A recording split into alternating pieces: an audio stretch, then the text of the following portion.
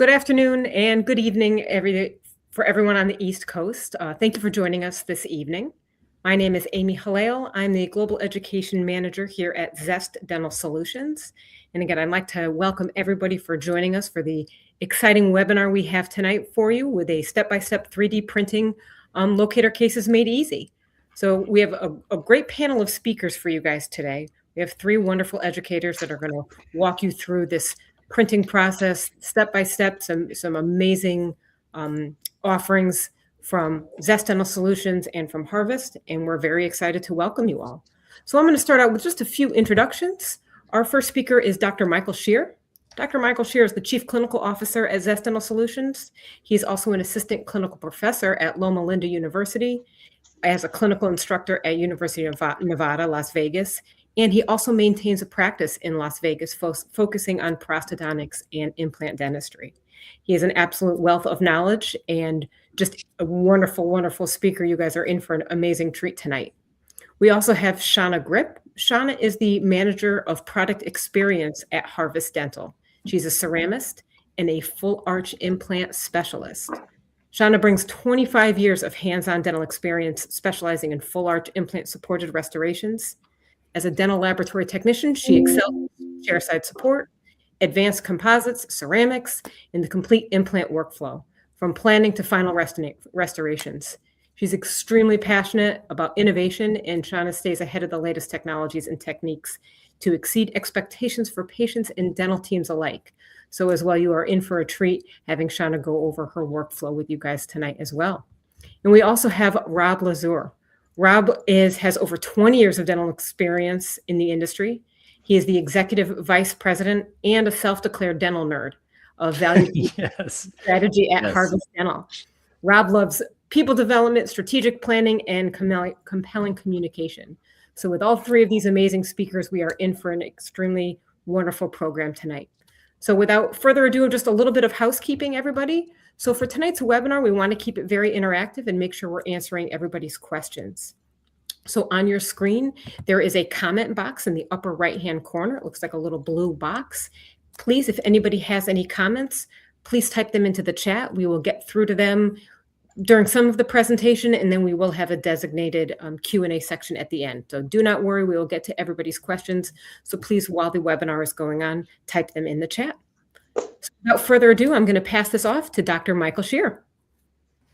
Awesome, Amy. Thank you, and thank you all for joining us. What a treat to be able to get together with you, Amy, Shauna, and Rob, to go ahead and talk about a topic that's near and dear to my heart, which is 3D printing.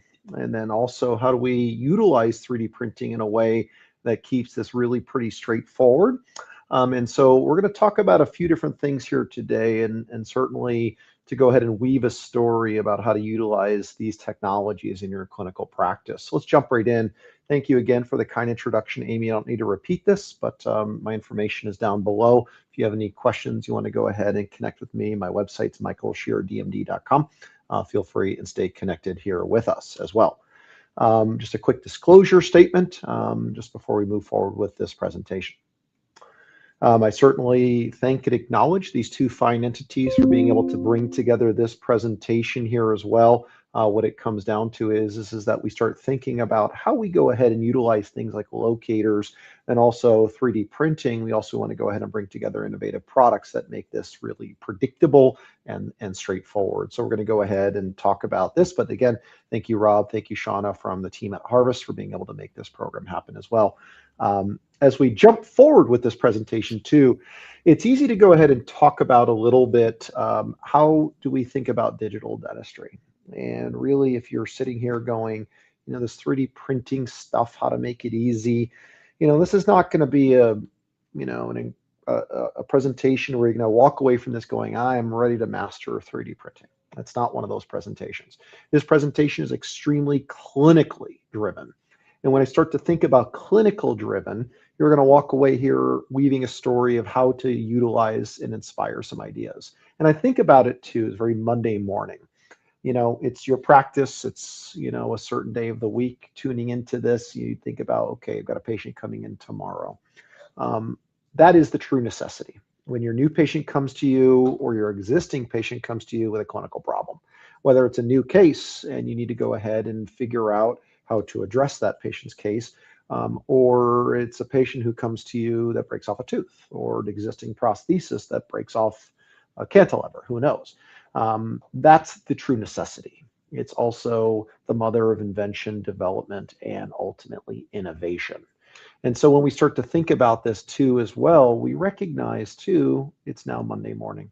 Your patient comes to you, and I'll introduce you here to our patient. Let's call her Sarah. It's not her real name, but we'll call her that too. So Sarah comes into your practice, and it's a new patient examination. And she looks at you and says, "Hey, doctor, I want my teeth to be permanent."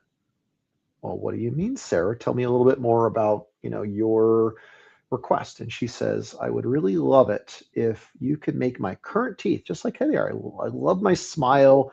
I love everything about them except that they come in and come out." Okay.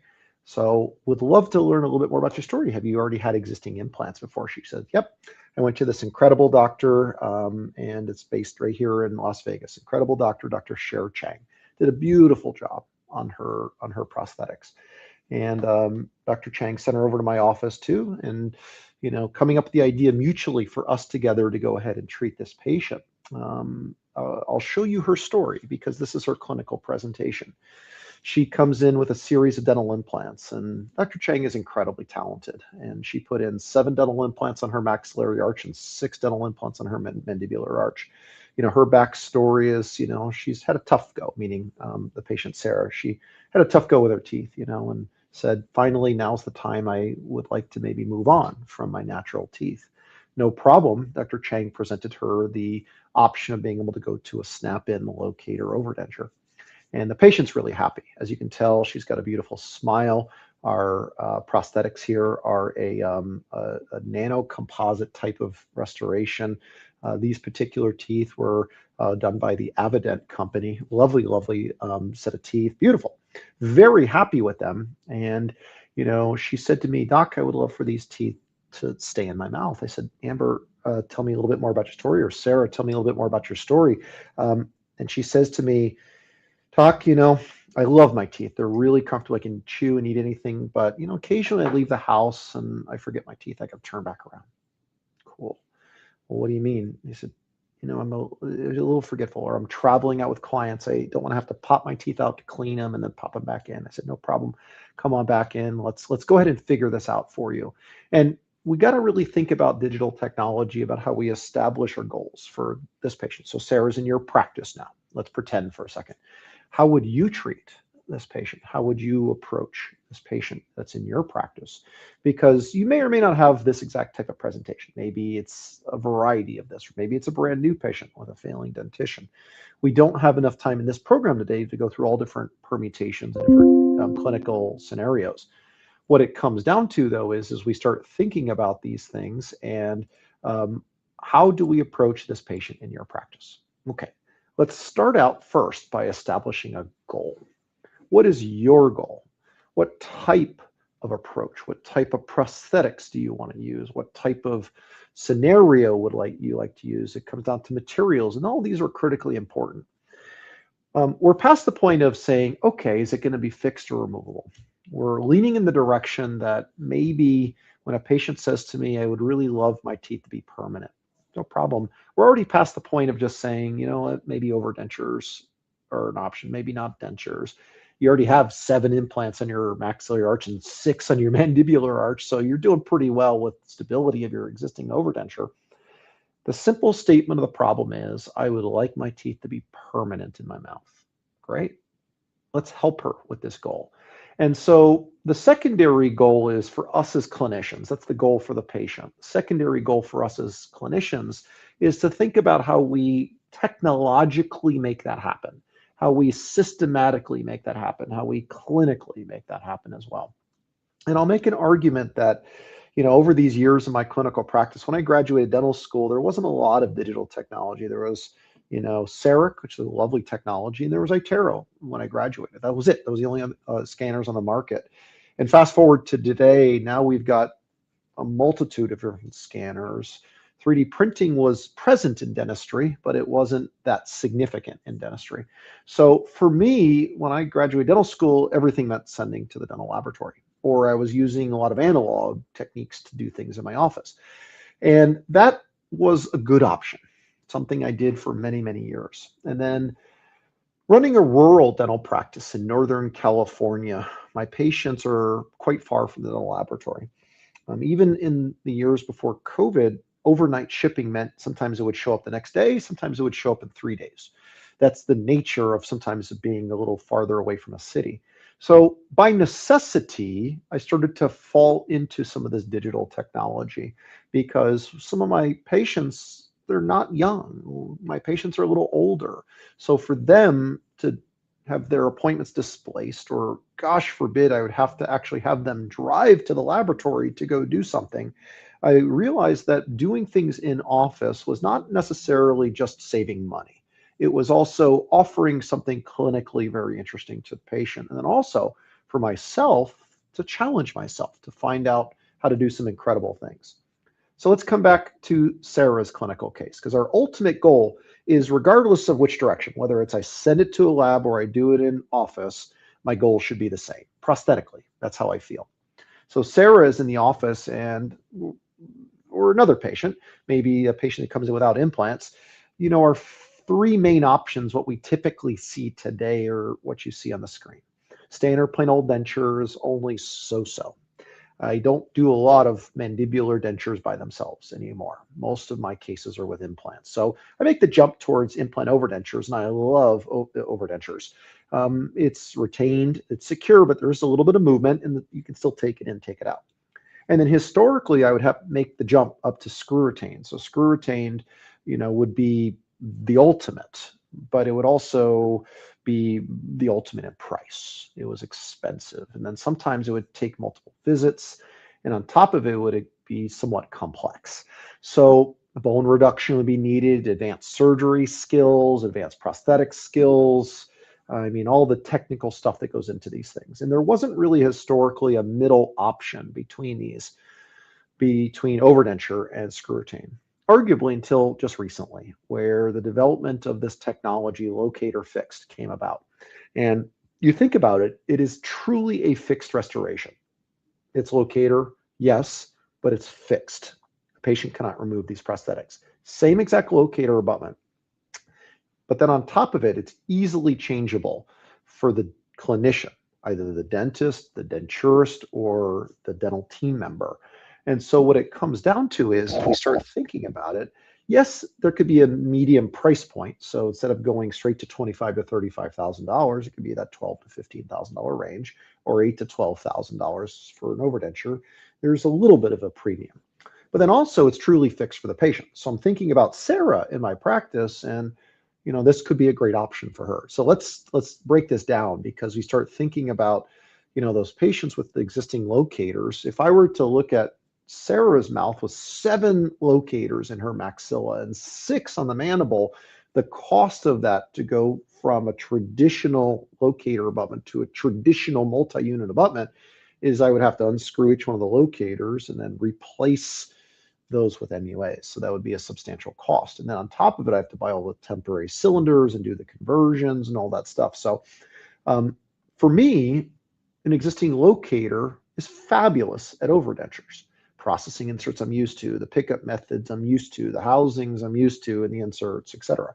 So Locator fixed uses a similar mechanism and methodology, the exact same locator abutment, the exact same processing components, impression copings, and the pickup method. So the delivery method is arguably the same. Where it differs, though, is a new housing. So instead of being a silver housing, it has this new gold housing. New tan, green, and blue inserts, okay? And a convex prosthetic. But other than that, it's very, very similar. Not the same, but similar.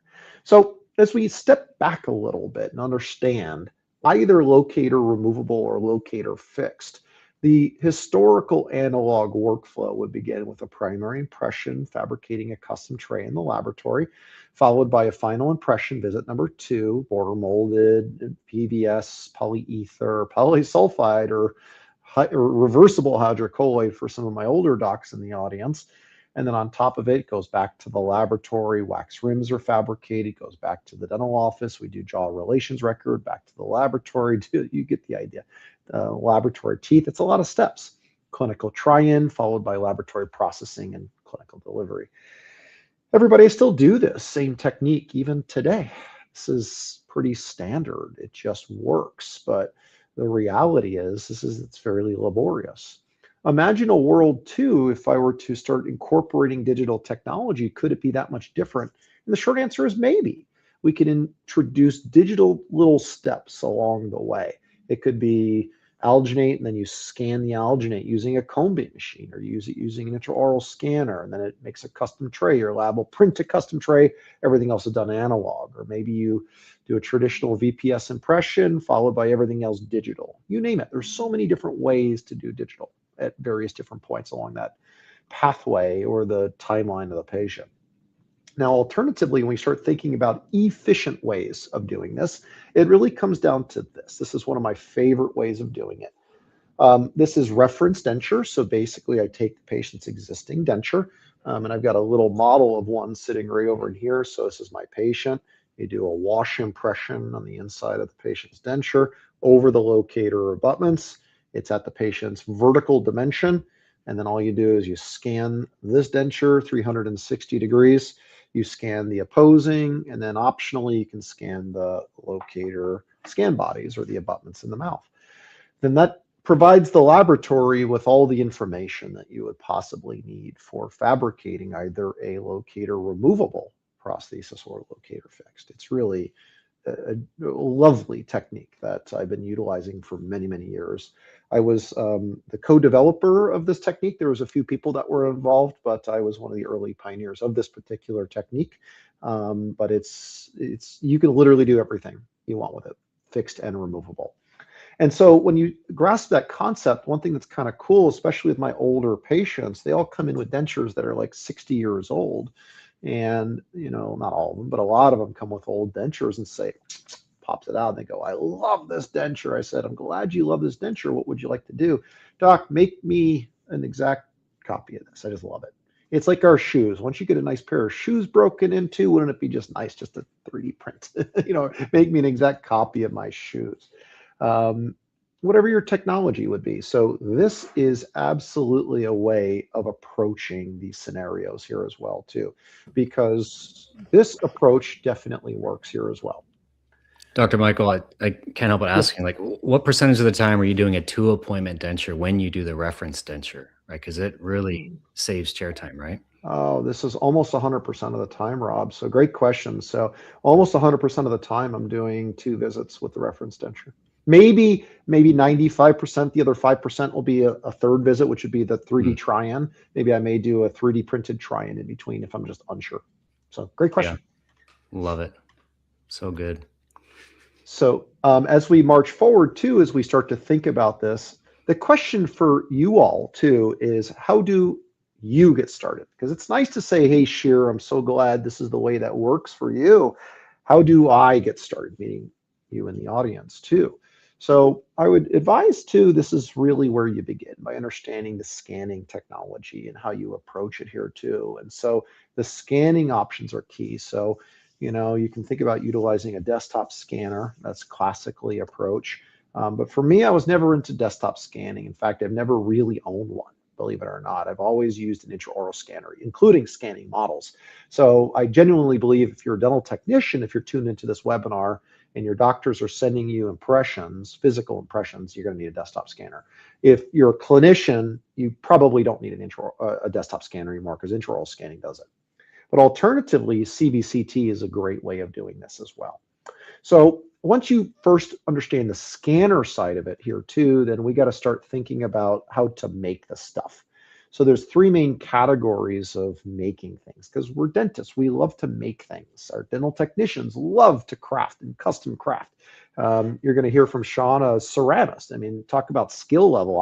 I'm definitely not there. I'm just a computer nerd, and just happen to learn how to grind on teeth. And what it comes down to is this: when you start thinking about this, I love all three of these categories. And I won't spend a ton of time on these, but what it comes down to is you'll pick what your skill set is. I was never good at fine artistic skills, but I've learned over the years, to work with very skilled people like Shauna, who's going to come in after and show you her skills. Me, like I can do this part. This is what my strength is. So find out for you, doctor. If you're a little afraid of the technology, that's okay. It's fair. If you are, don't be afraid of it, because hire somebody or work with somebody that's really good at it. And that's what's so important to me. So when I start thinking about my clinical practice, I also made a second choice, which is, do I have more money or time? Okay, because sometimes we can have neither. I get that. But the reality is we generally have one or the other, a little bit higher.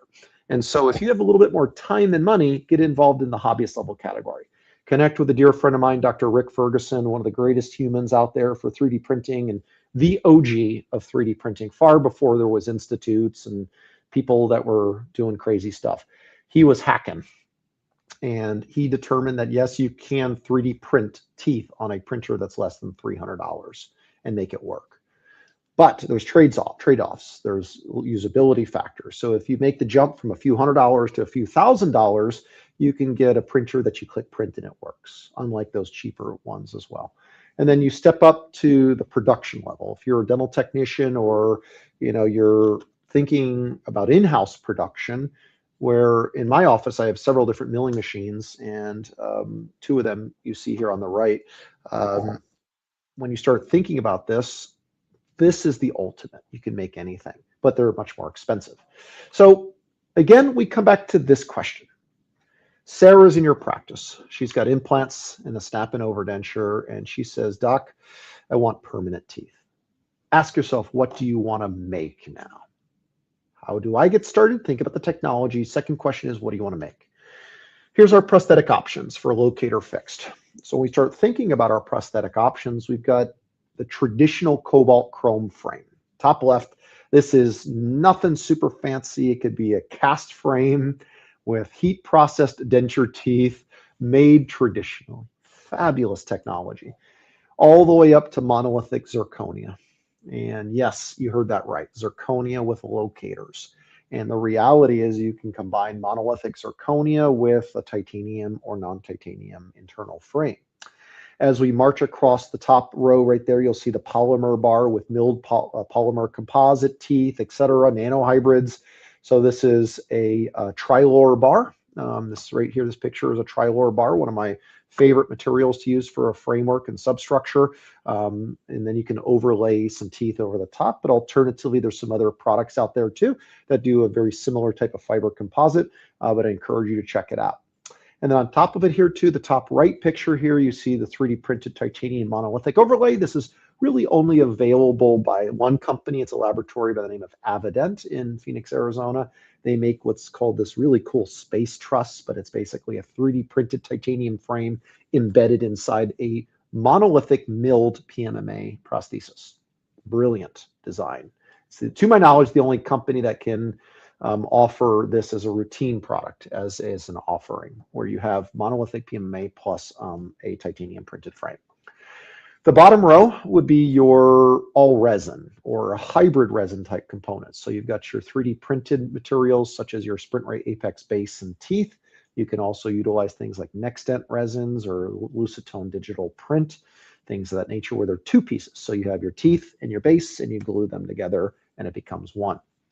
The one down in the bottom middle, which is a nanoceramic hybrid photopolymer, that's Onyx Tough 2, fabulous material. We'll talk a little bit more about that today. But the idea is this is incredibly strong, but also 3D printed. And then the one on the bottom right here is all PMMA with a layered composite that you can use from a laboratory production. So thinking about these, there's a lot of prosthetic choices.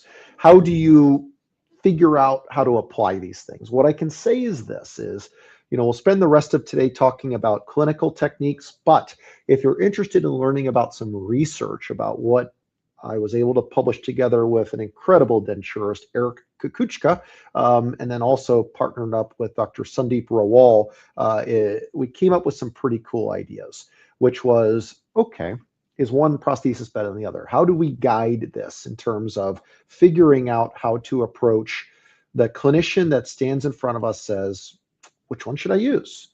Well, we don't have that answer, but we can provide some guidance on different strength values as well as how thick you should make these things. So grab your phone. I encourage you, download this document because it'll help you on the pathway here as well.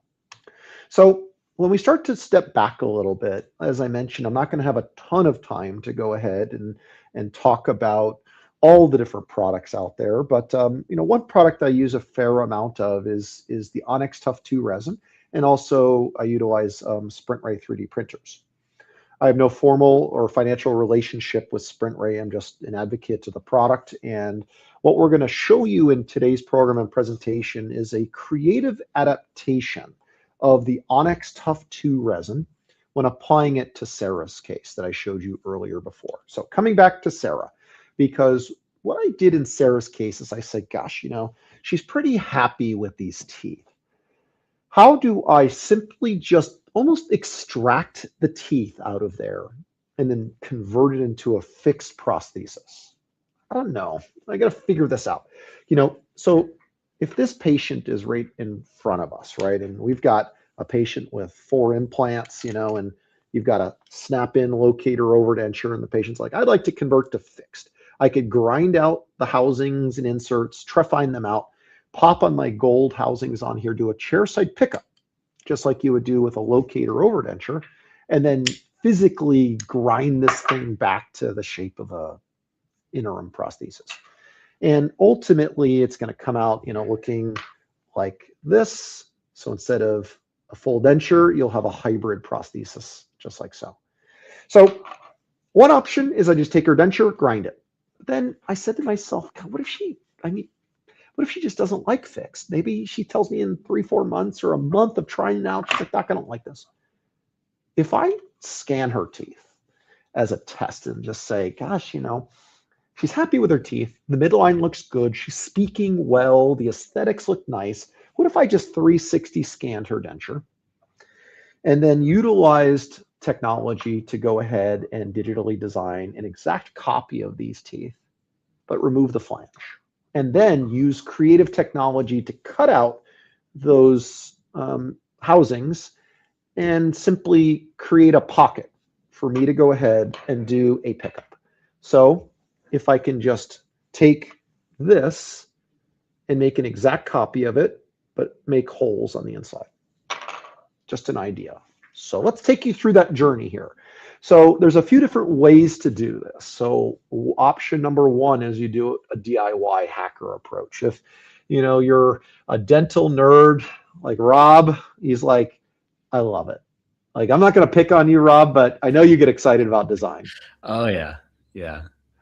So Rob comes from an incredible background of design, and he's a uber genius when it comes to using software and design. So I don't know about you, Rob. I get excited about both of these, but heck yeah.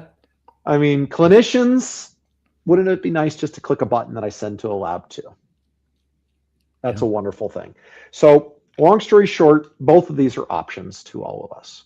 Okay, so I'll take you through the top journey just for fun. If you prefer, there's also a journey where you can upload this to a design center, such as a design service like 3Shape Design Service, or you can export it to a laboratory technician for designing. Or we also have a relationship and collaborative, meaning Zest has a relationship with SprintRay for just sending files. There's no financial relationship other than, hey, here's a resource for you to be able to go ahead and send your cases to for digital design. Cool. And so as we take this approach, I kind of went the hacker approach, but this is very similar to what you can do in your own office. So this is a freely open software called Mesh Mixer. And for my friends out there, I love this software. It's very simple. You can download it. It's free. It's easy to use. But it's not a dental software. So you kind of have to hackerize it a little bit. If you don't want to do this approach, that's fine. You can use this in ExoCAD. You can use this in 3Shape in a very similar mechanism. But what I did was I took the Zest Locator scan body geometry and I aligned it to those housings inside of her overdenture. And I basically said, okay, if I had a pocket, a well that matched where those housings are on the inside of this. And I basically took a punch and went, that's it. There's no fancy design here. She's happy with her teeth. She's happy with her midline, her incisal plane, etc. And so the goal is cookie cut. So this is brilliant. Are these downloadable on the Zest website? They sure are. It's not on the Zest website, but if you contact the Zest technical team, they can get you the STL geometries. Okay. Amazing. Great question though, Rob. So then the idea now too is you can do that also with the mandible. And for my creative folks in here, what I'm doing is I'm Boolean pushing this part out, because if you don't have the extrusion part in there, it sometimes has weird little undercut things. So I extrude the geometry, and we can give you both of those files. We'll send you the STL of just the scan body and then the extruded one. So reach out to our technical team at Zest for those files. So now it's the exact same denture. It's her overdenture, but with a couple of cookie cutter holes. So just like when it's the holiday season, I can make a nice tree out of a dough of cookie dough, right? So now I'm hungry, Rob. What can I say? I'm hungry. Locator dough. Oh, that's a good one. All right, so once I get that done, then I can upload it to my 3D printer. So you can really, you can see a mirror saying, hey, welcome. But anyways, we're going to upload it, click on try indenture, use whatever printer you want. This example I'm showing you is a SprintRay Pro 55S, which is one I have in my lab. So I'm just going to download those files into there, click prepare print, and that's it. So then I click. Are they cutting the flanges off for you? Or we're going to get there. Okay, we're going to get there. Yep, you're okay. So, but great question, Rob. So why am I keeping the flanges on here? He says. So right now we have a denture, arguably. It's just an overdenture. It's a tissue supported denture. So when I click print, I'm going to then pull out the Onyx Tough 2 resin. Start doing the mixing thing, pour it into the little thing, close the lid, click print. So then why do I have all these flanges on here? Because what happens is I don't have anything in here. If I were to just take this as this shape and set it on the ridge, I can kind of get it on there. But if I have landmarks of teeth, when it comes out of the printer, it can then drop onto the edentulous ridge, just like a denture. Then, once I do the pickup of the housings, I cut all the flanges off. So the flanges are guiding the position so that your pickup is better. You got it. You got it. Makes perfect sense. So now I'm just going to go ahead and flake these little supports off. So most 3D printers, everybody, it requires you, if you're going to print something that has 360 geometry, I have to be able to make it on supports. These little things that look like railroad slots, or maybe like Coney Island, the little roller coaster. So once I clean it up using published data that's out there, so I wrote a few papers on how to process this and the different materials and chemicals to use. I'll save you the reading. Just keep it simple, 91% IPA. Just don't let it soak. Clean it off, let it dry, clean it off. Okay. Just don't let that alcohol stay on there. Okay. That's true of Onyx Tough 2, everybody, not true of all different resins. Okay. So once I do that, I'm going to clean it off and just kind of let her be, let it kind of set and cure. Or not cure, but to dry, I should say. Then it goes into a cure box. So once it's fully dry, make sure all the alcohol evaporates. Then it goes into the manufacturer's recommended cure time. So I'm just going to click on SprintRay Onyx Tough 2, the center, which is where I put the teeth, and then click start. And then there she goes. Once it's done, comes out of the box. It takes a little longer than that, but it's the magic of video editing. That's what it looks like. Okay, so now, yeah, it doesn't look like real teeth. It sort of is, but it looks like a try-in at this point. So let's fix that. First step is we're going to go to the laboratory here, and I'm just going to start polishing and trimming a little bit. So some doctors like to go ahead and trim this or have their laboratories trim it a little bit. So one approach is you can build little breakable areas in there, like almost like a strut or support where there's little cutout windows. But it takes a little bit more work to make that happen. So case in point, if you want Avident or other design labs can make it, a slightly different design, but this is just very, very simple, everybody. So once I do an initial polish, it just removes the supports. Let's move to the patient. So Sarah comes back in the office. Before I put any housings on there, everybody, I'm going to try in the prosthesis. All right. Try it in. Make sure it sort of fits. I'm going to try in the mandible. I'm going to just say, hey, Sarah, do me a favor. Do I have any pinchy areas? And I'll adjust it. Okay. I'll tell her, I say, it's not going to fit great. This is just getting started. So think of it as like an architectural plan at this point. So make sure that the bite's about right. I have some small adjustments to make.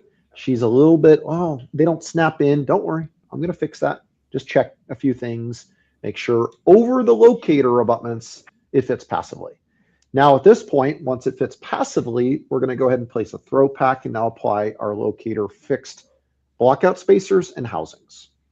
So when we go through this procedure now, we're going to go ahead and nice and easy, just approach this, try one housing at a time, everybody. So doctors, I know, listen, none of us have time for this, but I can tell you one housing at a time, you're going to make a much better prosthesis. So try it in, try it in. I cheat a little bit as I get towards the front. So maybe those last one or two, I'll do two at the same time.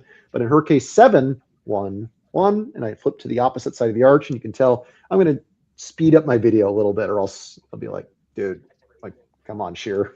This is taking too long.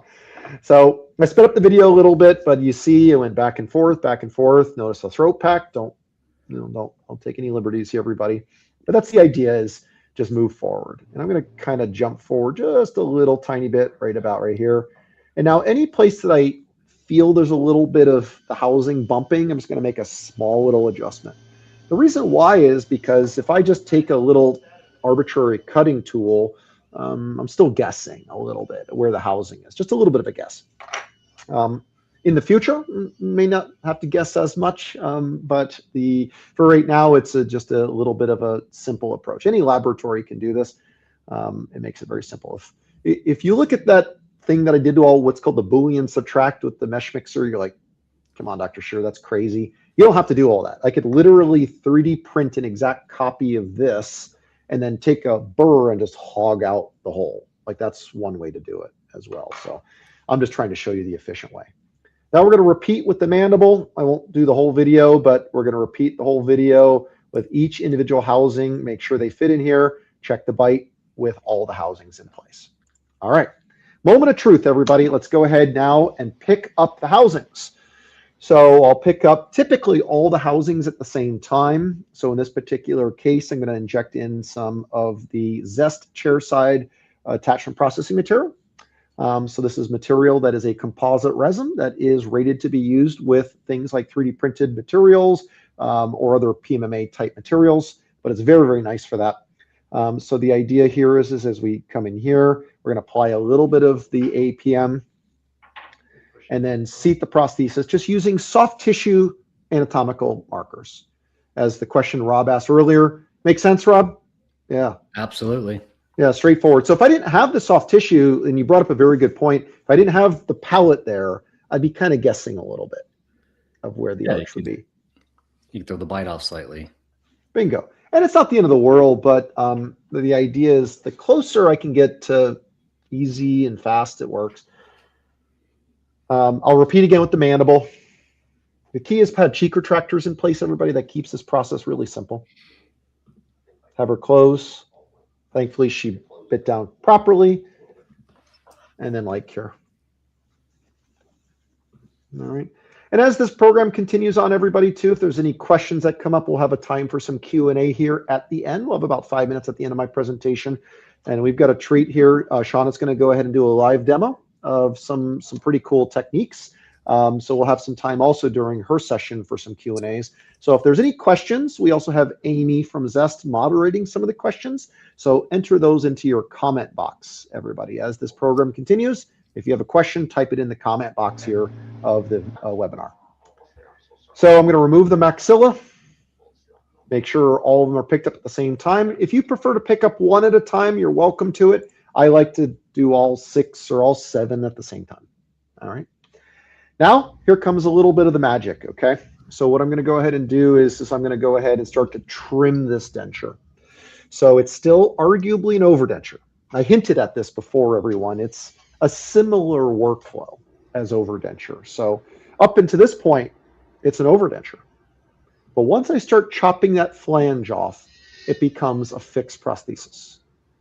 All right. And it becomes implant supported instead of tissue supported. So I'm using the Zest denture prep and polish kit shown here on the left, and also the micro cab unit, which is a Danville or Zest Dental Solutions Danville grinding dust collector. Trim those flanges off. This is still, remember, on X Tough 2 resin. If you prefer, you can also use a laboratory disc or wheel to chop all these things off to keep it simple. Once I go ahead and I finish that up, before I start to move on with the finishing procedure of making this look beautiful, I want to do a try in the mouth. Check her bite, check her midline, check her occlusion. So right now, they're in the processing inserts, everyone. So you've got the Locator fixed gold housings with the standard Locator processing inserts. And I've chopped off the flanges. So now I have a totally implant-supported prosthesis. So what I'm going to do now is I'm going to seat that into Sarah's mouth and just start to check the bite. Okay, make sure it doesn't hurt. Have her bite down. Check the bite. There's still like a little tiny gap that I got to fix there. No problem. We'll fix that. Cool. There we go. Look at her midline. Tap, tap, tap, tap. Okay. Now, I don't want to send the patient home looking like that, because sure, it would look okay. But if she hold her smile back about like there, and she would say, you know, doctor, I love my teeth, but I don't want to smile bigger than that because I got just white gums, right? So let's finish this up where we need to make this now look beautiful. So we're going to use air abrasion. And the one air abrasion I like is the Danville Micro Etcher. Again, a Zest product, a wonderful product. I'm going to air abrade the surface of this denture. And you can tell I sped up the video a little bit. I don't work that fast. And now I'm going to pull out a really cool product. It's called Harvest EasyGum. And I'm going to go ahead and apply on some bonding agent onto the facial of this prosthesis. And, you know, when you see this, there's techniques of how to do this. This is just one way to do it. And right here, we're going to repeat this also with the lower. So as a treat, Dr. Cher Chang and I, we treated this patient together. And now comes out the EasyGum. Comes out as the little strip. It sits on there, and I just literally just go, and I go tap, tap, tap, tap, peel off, and I have to do a little bit of contouring. So it's kind of easy. Like, yeah, it just works. So as you start to see how I'm working with this, I'm just peeling this little thing back, and then I'm going to come in here and start to cut away the areas around the necks of the teeth. Taking that little composite, moving it backwards, utilizing the entire strip, because my goal is to transform a white chunk or a Hollywood bleach set of teeth into something that looks anatomically much more accurate. So tap, tap, tap, tap, tap. It's more or less just like composite. I'm going to leave it to Rob and Shauna to talk about the chemistry. And our treat for you today, too, is you're going to have a live demonstration of some of this technique that Shauna's going to go ahead and show you here shortly. And then we'll repeat here for the lower. So using some methods and materials. I don't want to go through the whole thing because you're going to go ahead and see it live, which will be even better. You can use any sort of glaze for the tissue surface. This is just for the tissue surface to seal the tissue surface as well. And here's more or less what it looks like, right? You can do a little bit more polish on here, etc. This can be her final, or it could be a long-term interim. It could be her trial prosthesis, any of those as well. And so now when it goes to the mouth, before I choose my final inserts here now too, what'll allow me to do here too is seat the prosthesis and use my black processing inserts. I'm just going to do one more check because I'm a type A dentist. I'm just going to check one more time just before I go to the final inserts. Just make sure I'm not pinching any tissues or anything like that. So I'm going to inspect, make sure the bite looks good. Give me a tap, tap, tap, tap, tap. Look at my occlusal. Even though it's a big chunk of white on the occlusal, patient, you don't show it. You're not going to go like that. So I see that nice gingiva. And she says, oh my God, they look really nice. Yeah, and she loves it. So now we're going to do our locator fix procedure. We're going to change out our processing inserts now.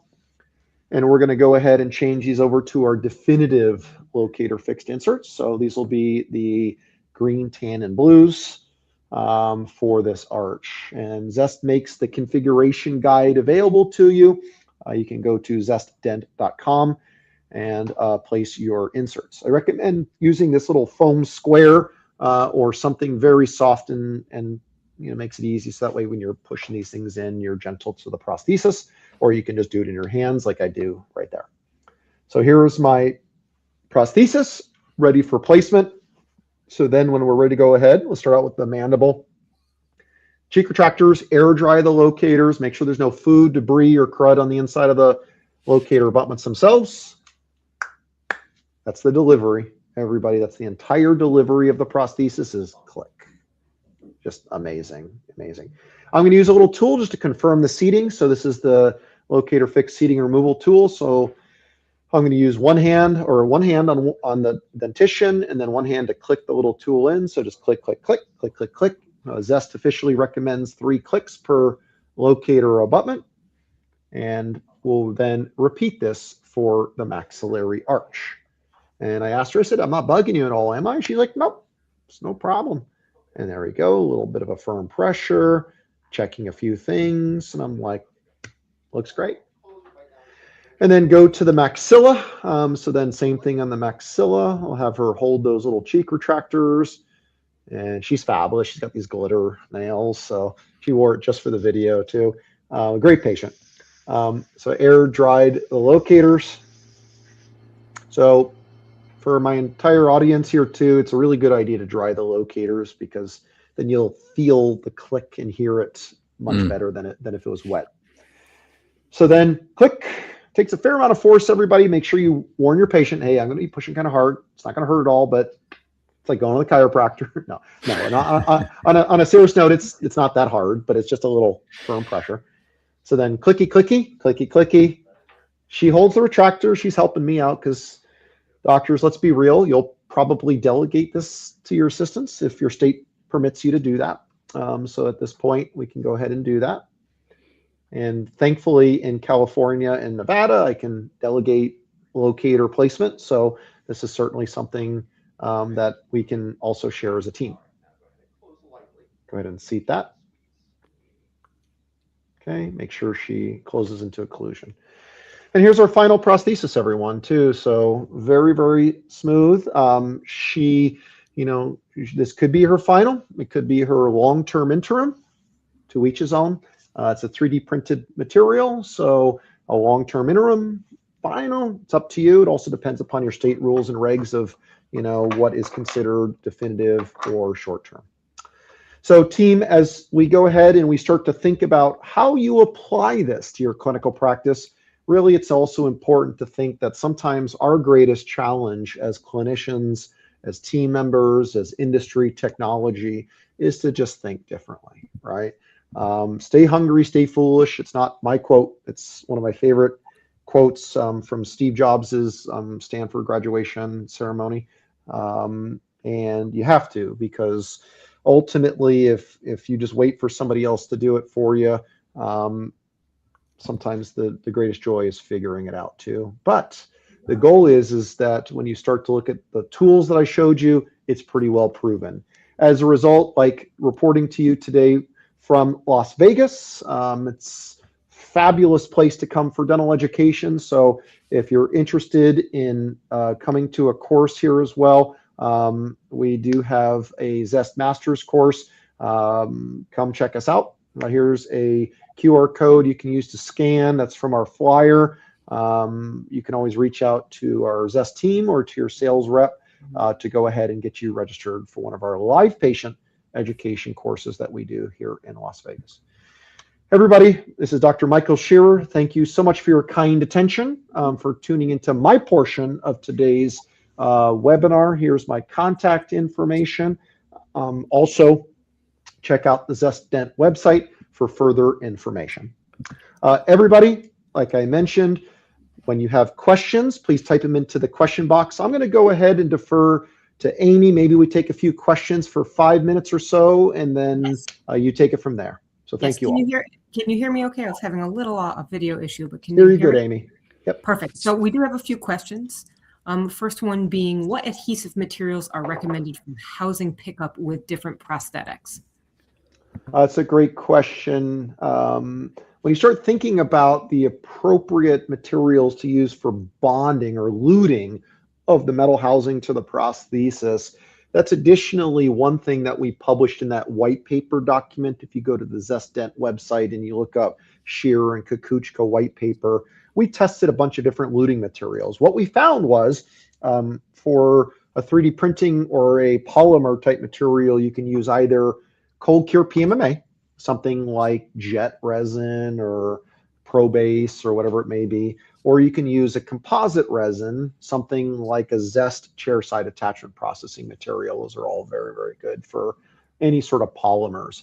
When you're bonding or luting to a metal-based structure or zirconia, we recommend a resin cement to do that. So you literally use multi-link, or one product that I absolutely love is called CEMEZ, CEMEZ. In fairness, it's a Zest product, but it's fabulous, fabulous product. It's very, very highly rated for utilizing bonding of the housing, the locator housing, to a zirconia prosthesis or metal cup. So thank you, Amy. That was a great question. And I think we lost you, Amy. Are you still there? We did. I'll read a few more. How often to Thank you, Rob. remove the prosthesis? Sorry about So that. removing a little disconnect in my internet, so I apologize. No problem. Welcome back, Amy. So Rob asked a question too. He said one of the attendees said, "Hey, how often should I remove this thing?" So we recommend removing it anywhere between 6 months to a year. So generally, it's a good idea to remove these prosthetics once a year, clean them, change the inserts, and pop them back in for long-term performance. Awesome. Thank you very much, Rob, for answering that for me or getting that question to Dr. Shearer. Oh, good. And that is all. I had one more question. I'm not sure if they answered it during when I jumped off really quick. Is this the same workflow you were describing earlier in the webinar when using milled pucks? Yeah, that's another great question. So what I would say is the workflow is pretty universal, everybody, with either copy denture or reference denture. So the technique, just to get nuanced for a second, I use what's called the copy denture technique. So it's making an exact copy of her existing denture, no impression on the inside of it, or a reference denture. It's the exact same thing. So those techniques are universal, whether you're 3D printing your teeth or you're machining with a milling machine with pucks. So great question. Thank you, Amy. Yes. Question, how to convert a locator overdenture to a locator fixed? I know we talked about that in your presentation. That might be a little bit longer for the time we have, but that's another question that came in. Yeah, no worries. And I'll just make one comment about that too. So one of the easiest ways to do it is simply just to go ahead and drill out the housings, do a pickup in the patient's existing denture. If you don't want to go through the technology side, simply just use the patient's denture. But for the reasons I mentioned, I did not want to damage her existing prosthesis, so I decided to make her a new one using a nanoceramic hybrid polymer combined with the EasyGum. Really quick, is there a healing cap to place onto Zest implant that lack a locator? Great question. So when you start to think about most implant systems have a healing abutment that can go on the top of your implants. And yes, Zest does make a healing abutment for the Zest Locator implant system. And last question, Dr. Shearer, before we pass this off to Shauna and Rob, is how do you clean under the appliance?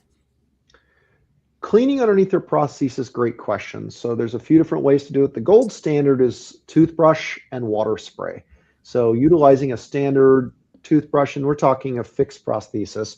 So what it comes down to is that when you start to think about it, clean underneath the prosthesis using a water spray, as well as with other products such as Regal Go. So there's a little brush that goes underneath it. Fabulous product. You can also look at things like from Tape, those little brushes that clean underneath a full arch prosthetic as well. So all very good things to clean underneath the prosthesis. But one thing that's nice about Locator Fixed is I can click this thing off very easily, clean it, and then pop it back in. That's the best way. For only the doctor or the clinician can do. The patient cannot remove it. So you can only do that once or twice a year. You can certainly do it more often than that, but for the patient, daily cleaning is what I mentioned earlier. Excellent. If the overdenture does not have a substructure, conversion to fixed, is that considered a final? Yeah, I would say too, there's lots of different ways. Great question. There's lots of different ways to design a prosthesis for Locator Fix with or without a substructure. So please check out my white paper on various different recommendations that's on there, the one that Eric and I published together. Perfect. And two more that just came in, if that's okay. Are we going to see the removal process at a year? Are we going to see it? So I'm not sure if they're recommending if you have any images of the removal of a year, or I know you recommended removing it at the year mark. Yeah, so certainly when you take a look at that, you'd be surprised. So any full arch fixed prosthesis, whether it's Locator Fixed or screw retained, anytime you remove those prosthetics, you'd be surprised. There's all sorts of different material in there. That's why it's important to go ahead and remove your prosthesis once a year. So the idea is, I don't have any pictures on the top of my head. I'd love to make sure that we have enough time for Shauna for her presentation and demonstration. Excellent. Last one really quick before we pass it off is, do you recommend bilateral balanced occlusion? Yeah, absolutely. So occlusion, anytime that you're looking at any prosthesis that's a removable, bilateral balance is typically the go-to, either lingualized or fully anatomical. When it comes to a fixed prosthesis, you can bilateral balance, you can do group function or canine rise. So all three of those are acceptable for a fixed restoration. Great question. Thank you, Dr. Shearer. So that is all the questions we have on this section. So I'll leave it to you to pass it off to our next section of the webinar. Awesome. So team, at this point too, I'm going to go ahead and turn my camera off. We've got a couple of wonderful special guests here as well. You've seen them on the webinar so far. Rob's been asking some questions. Thank you, Rob. I love the interaction. That was great. And then I'm going to go ahead and pass it off to Rob and Shauna from Harvest to go through a pretty cool demo, I hear. Yes, we are. We're gonna do a demo. I have just a couple of slides I'm going to run through. And Amy, I've shared my presentation. I don't know if you have to pull it into the webinar view or not. Can you guys see my slide yet? Dr. Michael, can you see my slides? Not yet.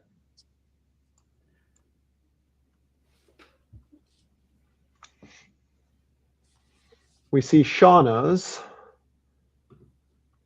Let's see, I've got it shared. So I'm gonna stop sharing and reshare. Amy's I think internet. we can only have one at a time. So if Shauna is sharing her video, you see her on her screen. Mine's just a camera, not sharing anything. Okay. And Rob, I have your presentation shared to the stage as well. Can everyone see it? Dr. Michael, can you see it? Not yet, sir. That's all right. Check your screen. Did you share the screen that has the presentation? Just curious. Or yeah, I see it on. Okay. I see it on my preview. Let me just try one more time. Share screen, window, PowerPoint, share.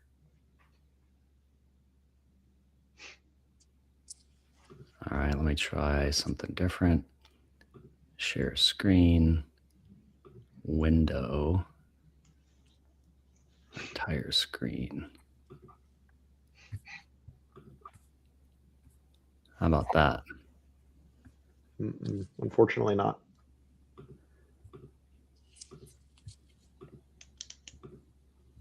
Well, we did test this, everyone.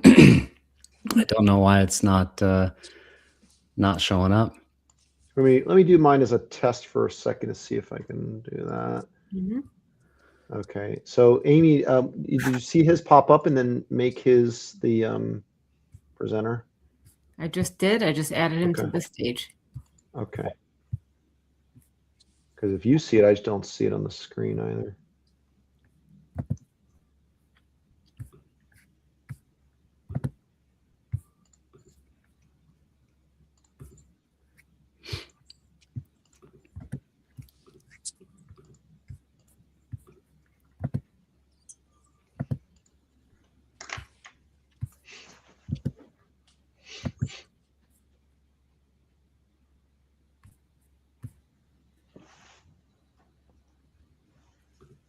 Well, if you want to, Rob, we can come back to the slides, maybe have Shauna get started. It's up to you, or you can email me your presentation too. Let's roll into the demo. Okay. Just to keep it rolling. And Amy, if you can go ahead and make Shauna's camera full screen so the audience can see that. And Dr. Mike, I'll just put you on the spot and ask you a question. The EasyGum was designed in strip form to be easy to use and easy to train. Maybe to share your own experience of using it for the first time and then training your clinical staff on how to use EasyGum. Awesome. What would you say, Dr. Michael? That was a question for you. Well, I mean, long story short, when I start thinking about my staff, myself, doctors, we can only do so much, right? The reality is that when you start thinking about the utilization of going from a monolithic prosthesis, like you saw in my example, or you see in front of with Shauna, we want to be able to do something that is fast and relatively simple and easier to use too. So for me, I've played around with a variety of different things over the years to go ahead and colorize the prosthetics, whether they're analog produced, like mixing up some cold cure in a mold and pouring it in, or simply utilizing stuff. So you can see there's composite I can lay over it. There was at one point a company that made some stain that would go over it to make it pink. You can use little drops of stuff, and there's pros and cons of each of those. But what it comes down to it is there's something nice about when you look at taking a strip of something and just going, that to me is a huge benefit. Yeah, and that's why EasyGum was designed, to put it into a strip form and be able to polish it and or glaze it, easy to shape. It holds up really well. So Shauna, why don't you take it away and walk us through the process? All right. I'm just going to start with just a little bit. I get asked a lot about, do I need a cutback on this or not? You have two options. This is just a little tip and trick that I have kind of seen. I've been using this for about over 1.5 years now.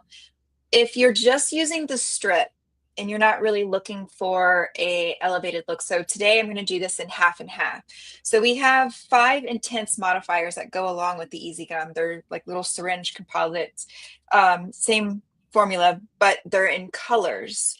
So if you want to elevate this a little bit, you can use some colors underneath the strip to have them kind of shine through. It's a quick, easy way just to get it just to look a little bit better than just the strip by itself. If you're just going to be using a strip by itself, I would suggest doing a bit of a cutback. Now you can do this in design, or you can do this by hand. And with by hand, I'll just use an acrylic burr and then kind of cut back that way. The strip itself is about 2 millimeters. So I go in about maybe 1.5, some places 2, just to kind of have some depth. That way the strip sets in, is a lot less trimming or shaping that you'll have to do. Now, if you really want to use and kind of utilize making some really pretty aesthetics, you can place the colors. Now, the only thing that I would do, this is just a tip, is I actually use my burr and I make a finishing, let me get back in that.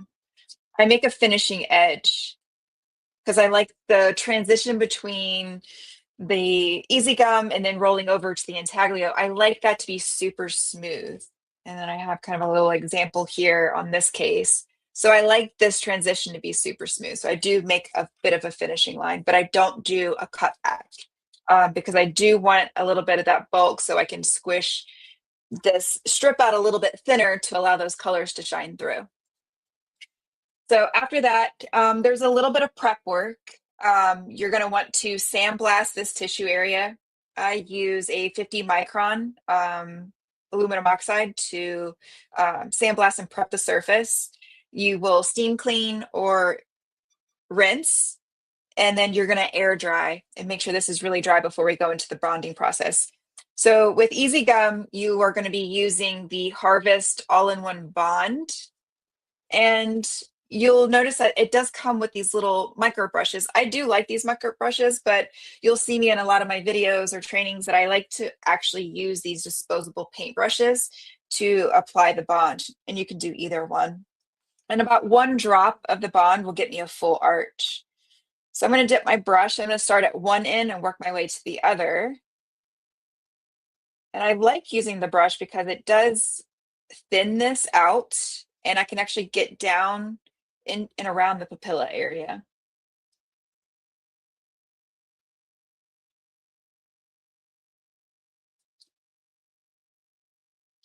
And you can cross over that gingival margin because when we go into a polish, it will be removed.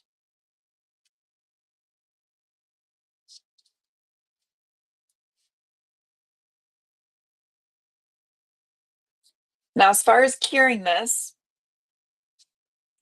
I'm going to be using a handheld light. You can use a cure box. And if you're using the Sprint Ray, I have used this and cured in the Nano Cure box. So once the glaze is placed or the bond is placed, I'm going to do air dry, but make sure you're air drying away from your connection. And then we can go into the curing. So with my handheld light, I'm going to actually cure this in sections for 20 to 30 seconds, depending on the light, but you're going to have to move. It's about 2 teeth per section.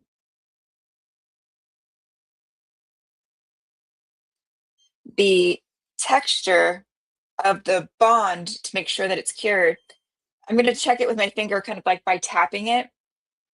And to confirm that it's not going to be sticky or slimy, it's not going to rub off onto my glove, it's going to be solid. Now, if you are using a cure box, it may be a little bit warm, which may be the surface. I always kind of like to describe it as kind of like it's sweat, but it's not sticky or slimy, and it's not transferring to your glove.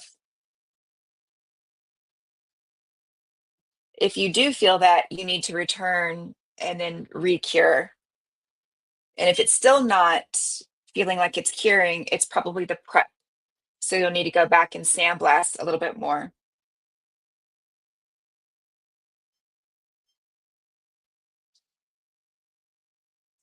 One more.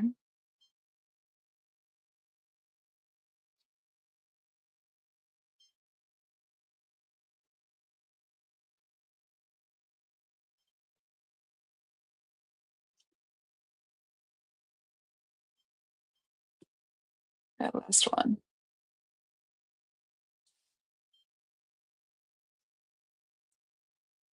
So I'm already checking it with my thumb. There is 0 tappiness to it.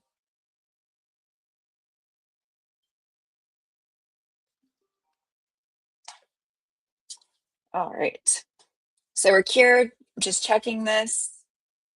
No tackiness. We're going to move on to, we have 5 shades of the intense modifiers. These are my 3 favorite shades that I use. And I'm actually going to use these on the side that I did not do the cutback on. So the first one I'm going to use is the dark red plum. And all we're going to do is actually place some dots here at the finishing edge. And then I'm going to use that same brush that I used for the bond. And what we're going to do is we're going to connect the dots and then pull it down to the papilla. So I'm just using the tip of my brush to kind of feather it. And again, connect the dots and then pull it down to the papilla.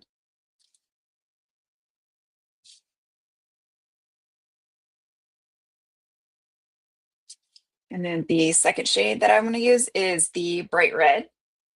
Same thing, going to place a few dots. The cool part about this is it does not have to be perfect.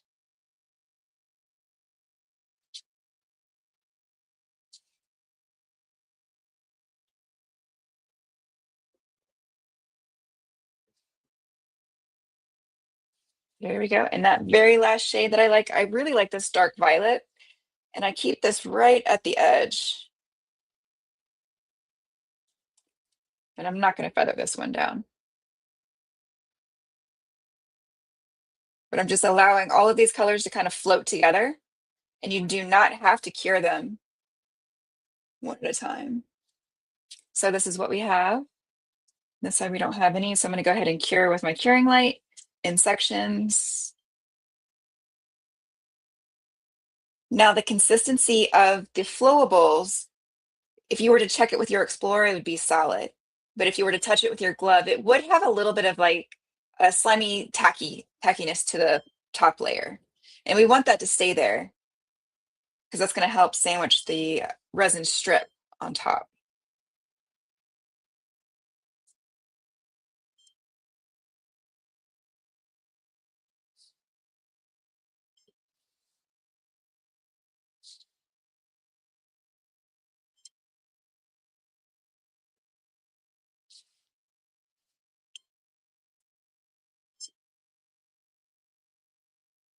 Last one.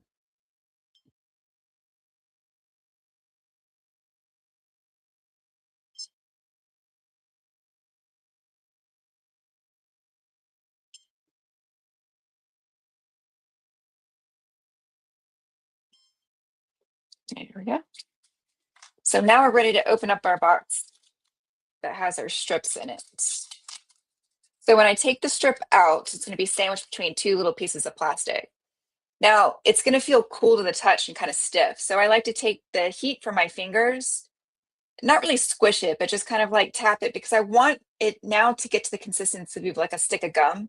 I want it to be like a little bit bendy because if I were just to peel this off and stick it on there while it was cold, it's not going to wrap around the arch and it will probably crack and it becomes a pain. So I'm just going to keep warming it up till I just get a little bit of a bend out of the strip. And then I'll go ahead and remove just one side.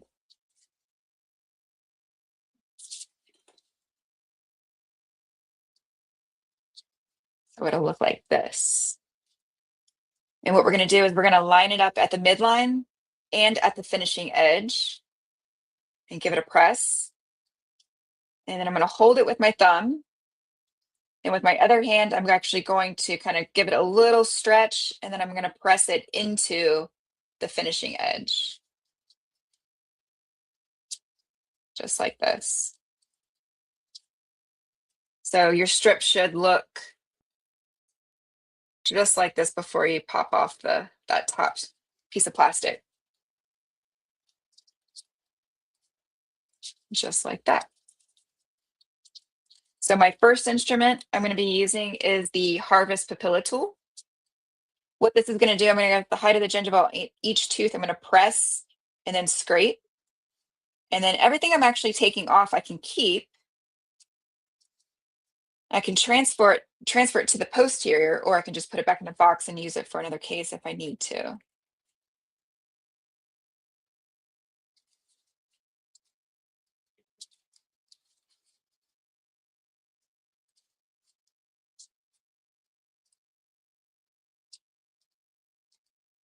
Here we go.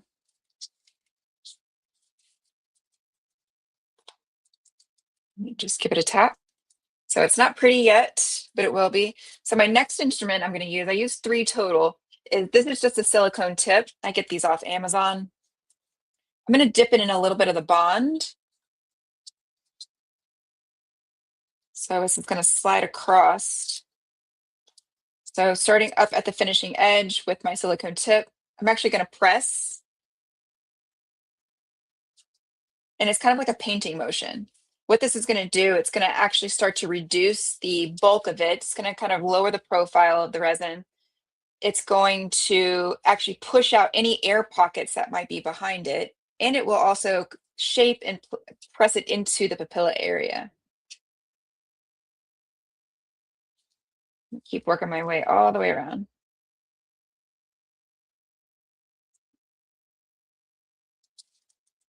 And occasionally I'll just kind of tap things down. You might be able to start seeing some of those colors that I put underneath kind of like popping through.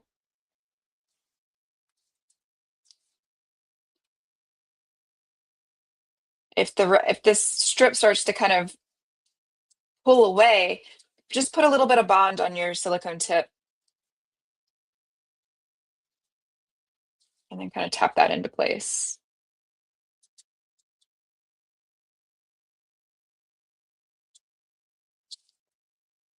Perfect. And then that last tool that I use is going to be an Explorer. So not really pretty. This is where the step where I'm going to actually shape the papilla. I like to use a sharp tip to remove what's a little too long. And then I'll use the back end of the Explorer to help shape and then press that into place. So I'll just continue to work my way around.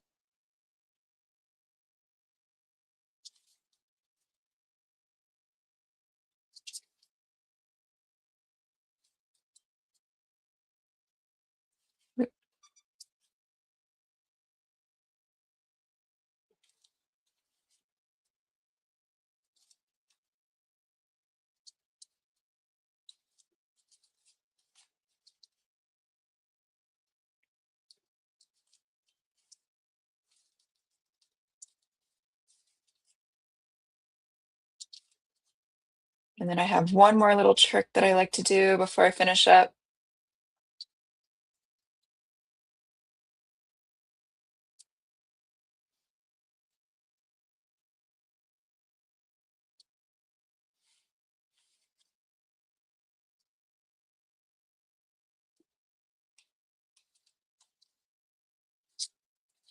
And I think we're sticking to that.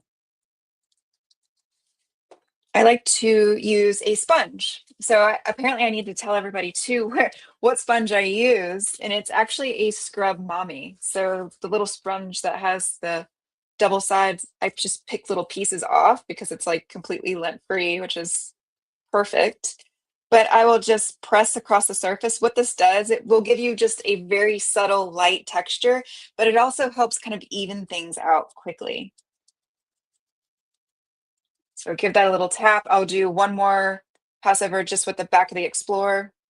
Anything that you don't want stippled and you want to smooth out, just kind of burnish that with your Explorer, the back end of it, or with the silicone tip. And then we can cure and we'll be done with this.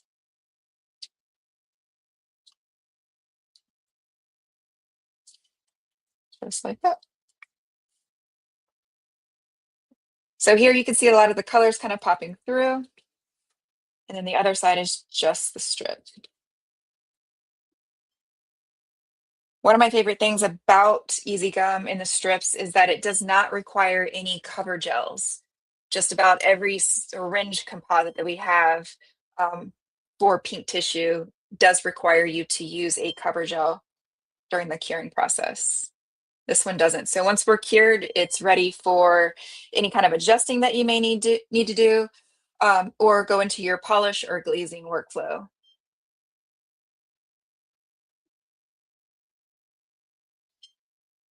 And then I'll show you how to check this after I'm done curing.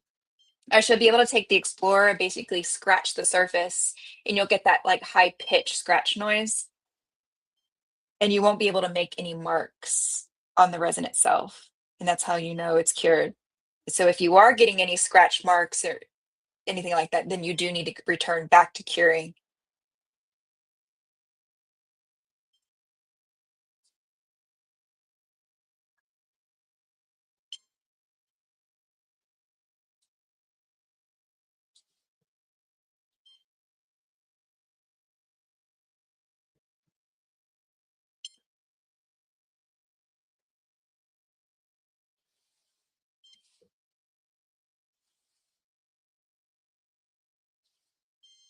There you go. Last one.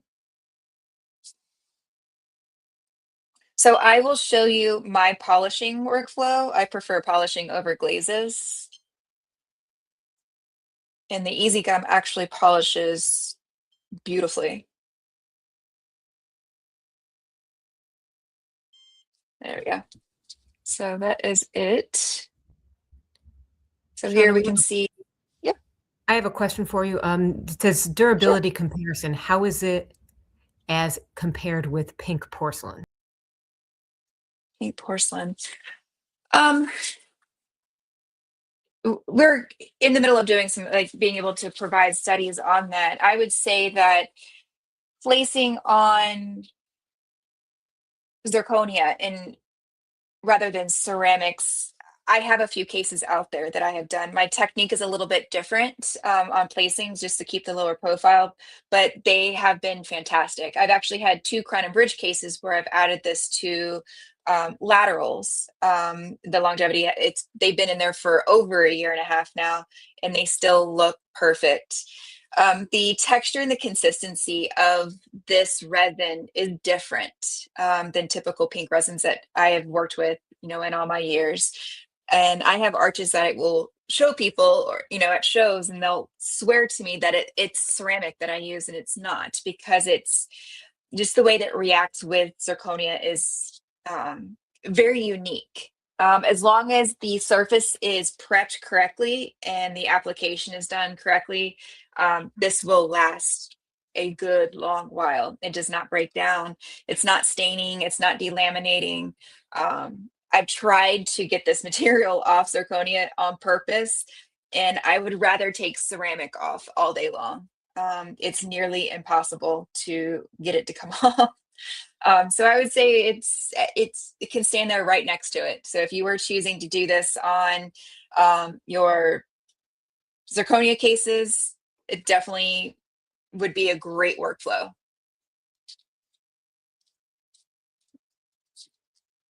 Yes. All right. So polishing.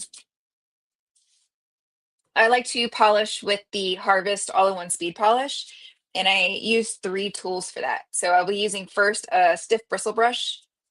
This is just a felt wheel. This one's kind of worn down, but this is the felt wheel. It just screws onto a mandrel. And then the very last thing I'll be using is just this cotton buff. So first is the stiff bristle brush. I'm going to pick up a little bit of the polish on that brush.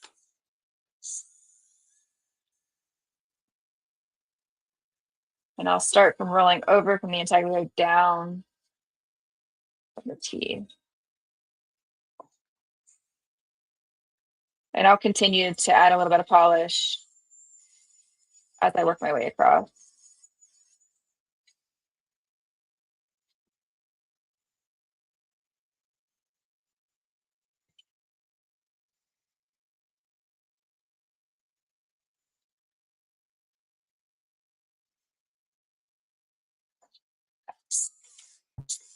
Oh, I'm sorry, my microphone. Shauna, we have a few more questions while you're working. Yeah. It says, absolutely. It appears that we really don't have any long-term photos, 1, 3, or 5-year post-delivery for follow-ups. Is that correct? I do not have any follows. No, I do not. Okay. And then another question is, can we get all that polishing wheel from Harvest or a third party? We do not have these polishers. You can get them third party. I get most of mine on Amazon, but any distributor, there's nothing special about what brushes or polishers that I'm using, but just about everybody will carry this is basically just a Robinson brush, a stiff, and then the felt wheel and mandrels, and then the cotton buff.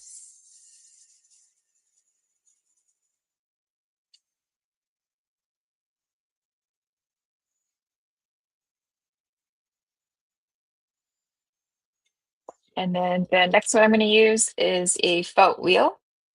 I really like the felt wheel. I'm going to pick up a little bit of the polish with it.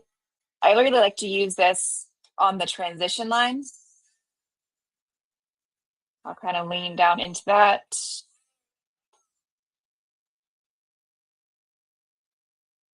A little over.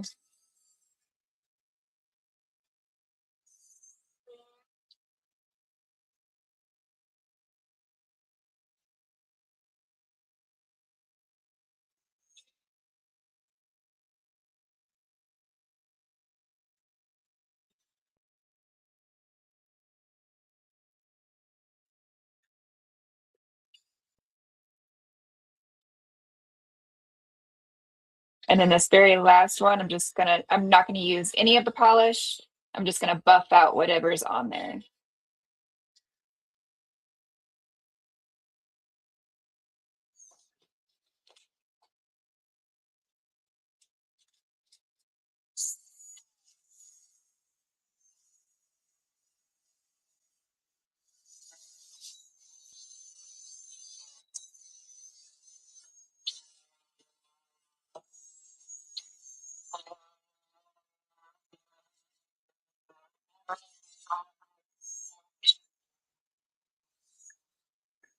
And two more questions. Is Yeah. there a special polishing paste?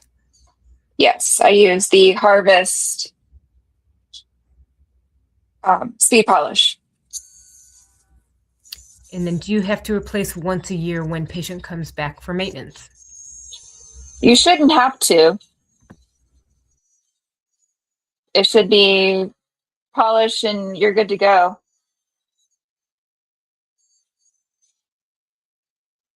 If anything, if you do see any kind of dullness, you could take out, when you're doing your checkup, you could just do a quick, polish with a cotton buff. And for everybody on the call, Rob is adding links into the comments as well for these products, as well as to Shauna's workflow and some tools. So everybody, please take a peek at the comments for some helpful links as well to copy. Yeah, so that's pretty much it. From here, you just go over, you can wash under the sink, you can steam clean. But the last step is just use the cotton buff and then polish. Amazing. Thank you, Shauna. I'm not worthy, man. Holy cow. Good. Jeez. She's only done a few hundred of them. Right. All right. So what I'll do here, Rob, let's see. Amy, if you see my screen, let's see if it'll work if I share this, if the technical side will allow that to go front and center. Take a look, Amy, if you don't mind, maybe moving that to the stage if possible. Let's see if that works. If not, maybe it's just the webinar platform acting up a little bit goofy. But while we get that technical figured out, we're just trying to bring up one or two slides, everyone. But holy cow, Shauna, like that was amazing. Like I'm not. Thank you. That was. Hold on, not to sound ridiculous. That was easy, right? Like it really is easy. So what it comes down to too is. Team, I mean, that was live, and imagine too. Oh, that's perfect. Thank you.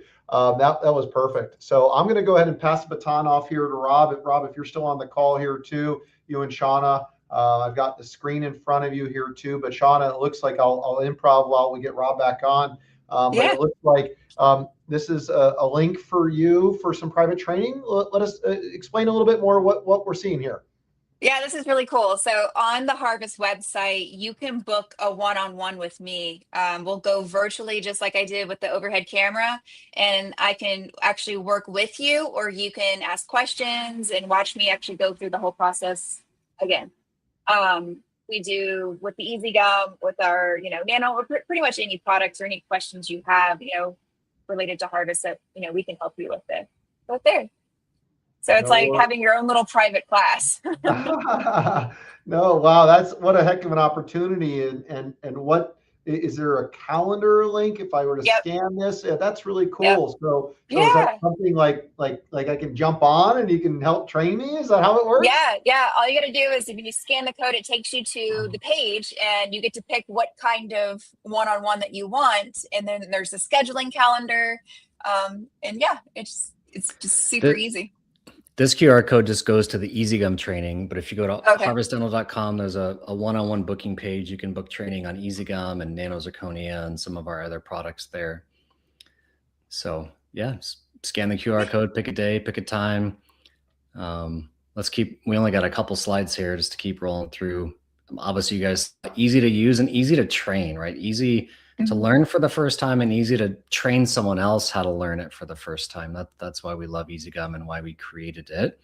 Go ahead and go to the next slide. Here's a couple awesome cases that Shauna's done. This is, intense modifiers under the strip, and then she's, blended some of the strips together. So you really can elevate the pink if you want to.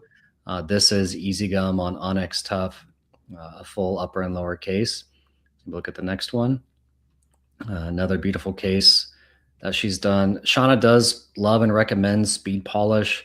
Light cure glaze works just fine, and it's great.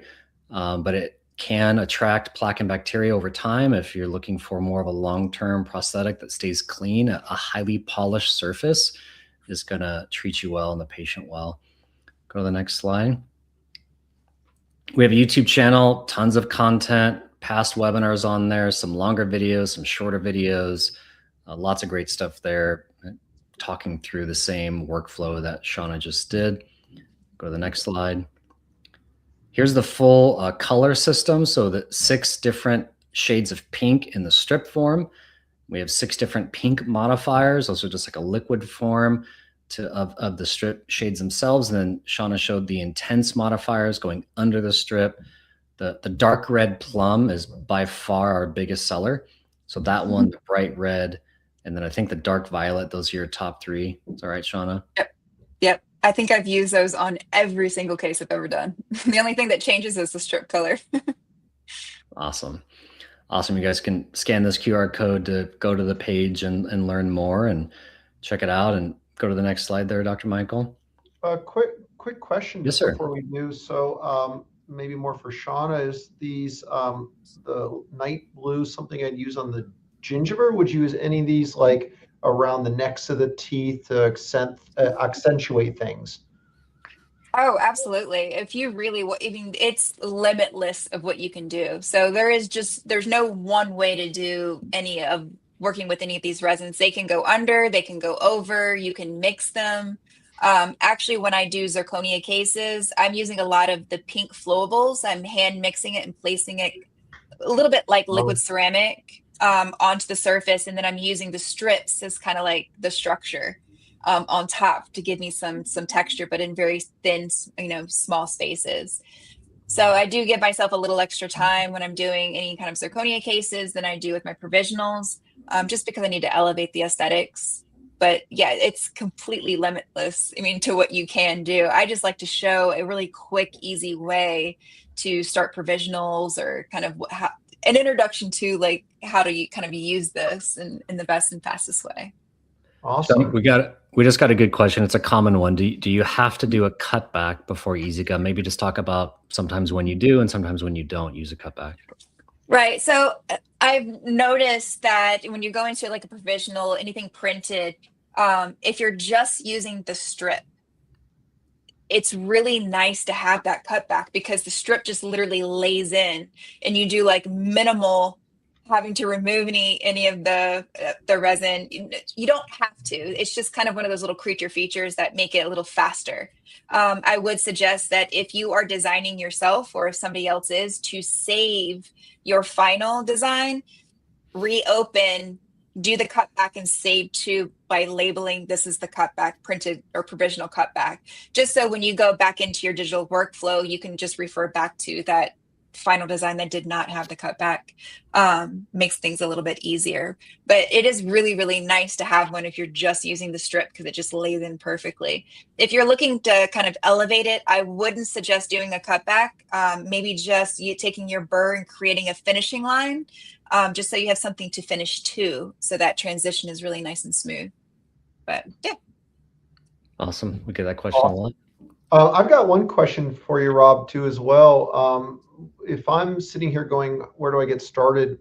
Like, which color would I start with? Is there any recommendations that you all have in terms of like the strip colors? Because there's an opaque, and then an original pink, and then a light reddish pink. What do you think? Sean, I'll let you Well, answer. My 2 favorite are the original pink and the light reddish pink. They're hands down probably my most popular shades on cases so far. I think that's probably the heaviest that I've had to use. Occasionally the light pink, and occasionally the dark reddish. I did a webinar where we were doing ethnic tissue. in the dark reddish, and using like some of the intense modifiers, did a really good job. Awesome. Thank you. Thank you. Yeah. Hey, go ahead, Rob. Yeah, the EasyGum trial kit comes with the original paint, the bonding aids, and papilla tool. So it's a great place to get started. And then if you want to venture out into intense modifiers, you can pick up a few. Dark red plum's a great one to start with. So next slide just shows that booking link one more time in case you guys want to book a one-on-one with Shauna. She's great at what she does, and she loves spending time with people, and when you're in a one-on-one setting, ask any of the questions that you want. She'll have the same overhead cam for you guys. And I think the next one is the CE credits, what we've all been waiting for. I'll invite Amy back on, but what an amazing job, Shauna. That was skill right there, dude. Okay, amazing. I'm going to drop off. And Amy, if you want to close us out, or you want to say some words. Yes, I just wanted to thank everybody for joining us for this evening. What an absolutely amazing and informative webinar. Again, please visit us at the links that Rob has put up on the comments for us, or any questions on Dr. Scheer's workflow, please visit us at zestdent.com. And we have, a whole library of videos and the manuals, that white paper Dr. Scheer talked about, so much information to help you with your cases. We can also put you in contact with Rob, with Shauna, again, if we missed any of the questions. So we have a great relationship, and we're super excited to bring this webinar to you.